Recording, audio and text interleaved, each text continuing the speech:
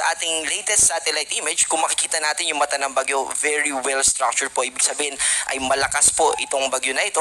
Nasa kasalukuyan ay nasa coastal waters ng Calayan Island, Calayan, Cagayan. Ito ay may taglay na lakas ng hangin na umaabot ng 215 kilometers per hour malapit sa mata ng bagyo or sa sentro ng bagyo. At pagbugso, ibig po sabihin ng pagbugso ay biglang paglakas ng hangin sa paligid nito, lalo na sa eye wall o yung kadikit nung mata ng bagyo, nung eye ng bagyo. And then meron itong 295 kilometers per hour. Malakas po ito. Ibig sabihin ay posible nito na mapatumba yung mga kabahayan na gawa sa light materials at pwede rin ito na makapagpabuwal ng mga malalaking puno.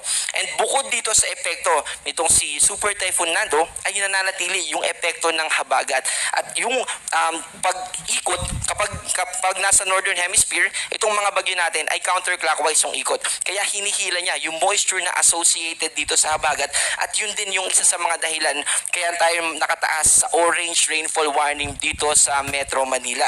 At bukod doon ay naapektuhan din yung western part ng Southern Luzon, particular na yung Mimaropa at ganoon din sa western part ng Visayas at Zamboanga Peninsula. Para sa ating